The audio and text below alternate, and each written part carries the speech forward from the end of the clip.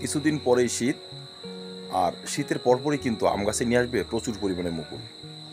তখন যদি আমরা ভালো পরিমাণে ফলন চাই, সেক্ষেত্রে এখন কিন্তু গাছের কিছু ছাঁটাই ফাটাই প্রয়োজন। ছাঁটাই ফাটাই এই জন্য প্রয়োজন, তখন যদি গাছ অনেক পরিমাণে শাখা নিয়ে আসতে পারে, সেই সময় শাখাতে কিন্তু অনেক পরিমাণে মুকুল হবে, স্বাভাবিক ফলন বাড়বে।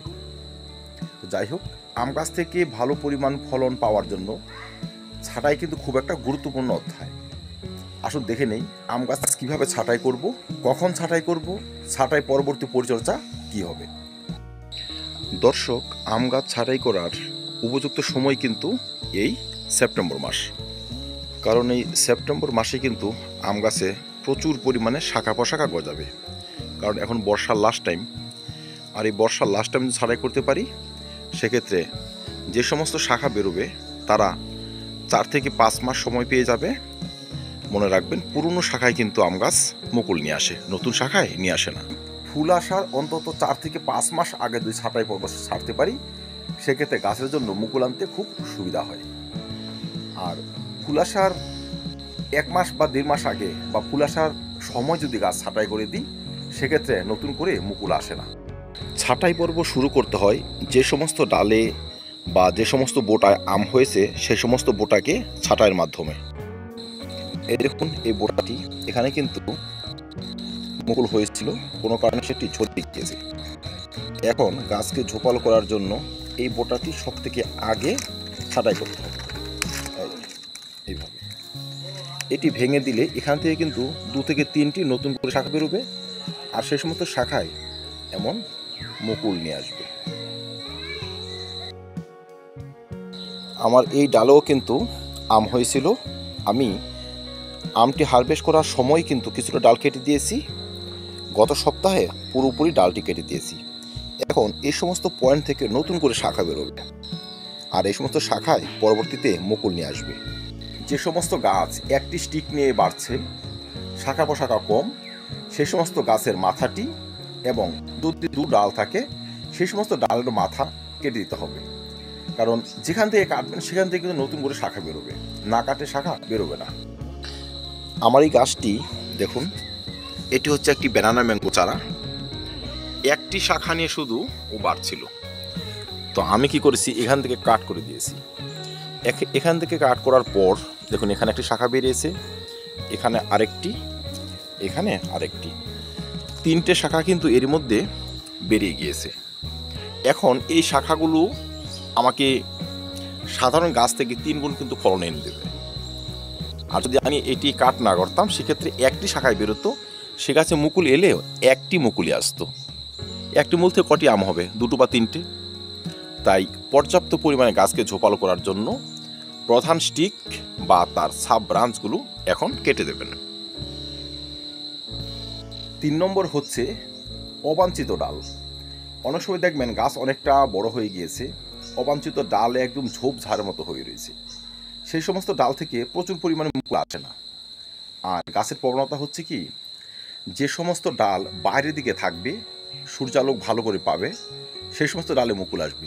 যে সমস্ত ডাল ভিতর দিকে চলে যাবে বা ক্রস ব্রাঞ্চ হয়ে যাবে, একটির সঙ্গে আরেকটি ক্রস চিহ্ন তৈরি করবে, সেই সমস্ত ডালে কিন্তু মুকুল আসে না। তাই সেই সমস্ত ডাল, গাছের ভিতর দিকে যাওয়া ডাল, যে সমস্ত ডালে রোদ কম পরিমাণে হয়, সেই সমস্ত ডাল এখন কেটে গাছকে ঝোপঝাড় মুক্ত করতে হবে, গাছকে চকচকে রাখতে হবে।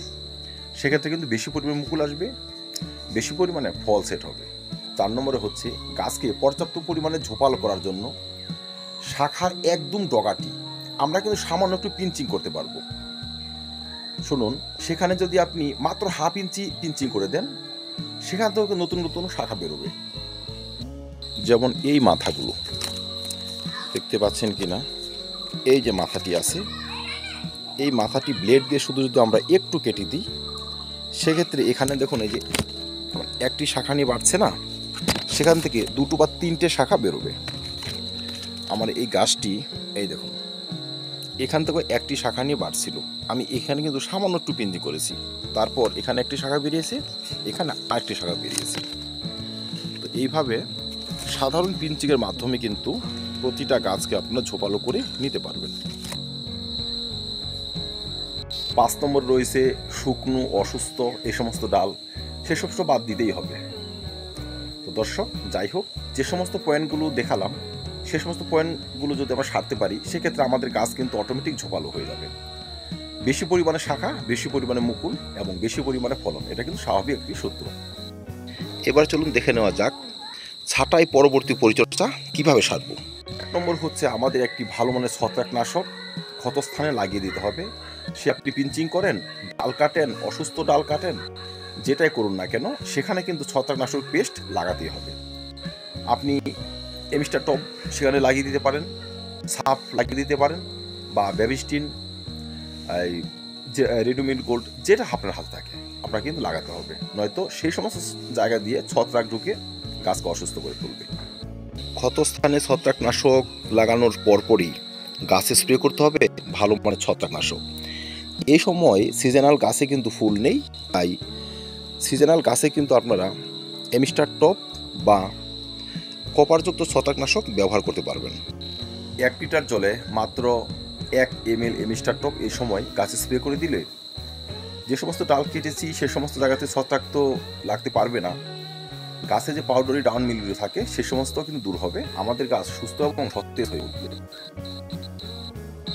দর্শক, আম গাছ তো ছাঁটাই করেছি, ছত্রাকনাশক লাগিয়েছি, এবার দিতে হবে বিশেষ কয়েকটি খাবার, যে খাবার গাছকে ঝোপালো করবে, গাছকে সুস্থ রাখবে, গাছে শক্তির সঞ্চার করবে। দর্শক, গাছকে ছাঁটাইয়ের পরপর খাদ্যের ব্যবহারটা এই জন্য অত্যাবশ্যকীয় হয়ে ওঠে, কারণ যে কোনো গাছ যখন আমরা ছাঁটাই করি না, সে কিন্তু একটি কষ্টের মধ্যে বা স্ট্রেসের মধ্যে চলে যায়।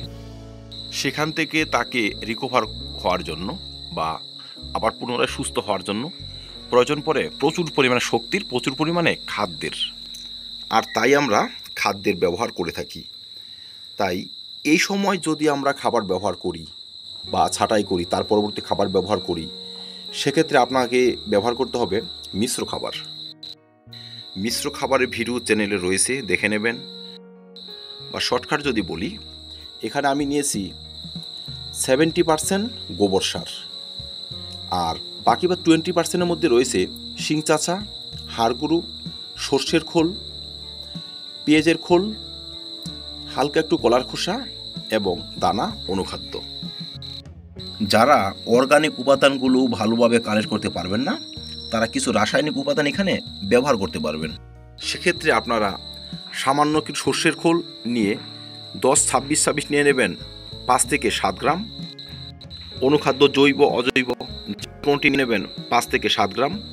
শিং চাষা হাড়গুঁড়ো সম্ভব হলে নিয়ে নেবেন। পাতা পচা সার থাকে সেটাও নিতে পারেন, বা কাঠকলা পুরনো ছাই 1 মুঠি নিয়ে নিলে হয়ে যায়। খাদ্য ব্যবহারের আগে মাটিটি ভালো করে খুঁচিয়ে নিতে হবে, কারণ শুকনো কাঠ হয়ে গেলে সেই মাটিতে খাবার ব্যবহার করলে সেটি গাছের উপযোগী হতে হতে অনেকটা সময় লেগে যাবে। যাই হোক, আমি একটু খুঁচিয়ে নিচ্ছি, আপনারা এইভাবে খুঁচিয়ে নেবেন। 2-4টে যদি শিকড় কেটেও যায় কোনো সমস্যা হবে না, কারণ এই গাছে ফুল আসবে সেই ফেব্রুয়ারি মাসে। তো ফেব্রুয়ারি মাসে যদি ফুল আসে, এখন শিকড় কেটে গেলেও এই কয়েক মাসে শিকড় আবার নিজেকে রিকভার করে নেবে,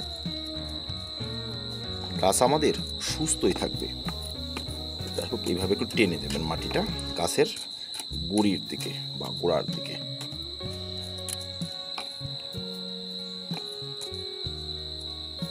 আপনারা অন্ততপক্ষে 3 থেকে 4 মুঠি খাবার ব্যবহার করবেন একটি 10 থেকে 12 ইঞ্চি টবে। টব বড় হলে খাদ্যের পরিমাণ বাড়বে। এবার এই যে খাবারগুলো দিয়ে দেন এইভাবে।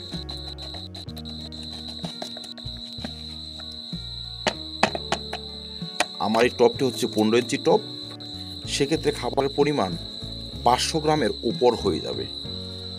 আর যেহেতু আমি টোটাল খাবারে অর্গানিক ব্যবহার করেছি, 1 মুঠি ব্যবহার বেশি করলেও কোনো সমস্যা হবে না। ছাদ বাগানিরা অর্গানিক খাবারের দিকে বেশি করে ঝুঁকবেন। অর্গানিক খাবারে মাটি সুস্থ থাকে, ফলের আকার আয়তন ভালো হয়, গাছ সহজে নষ্ট হয় না। যাই হোক, এবার দিয়ে দেব ভরপুর জল।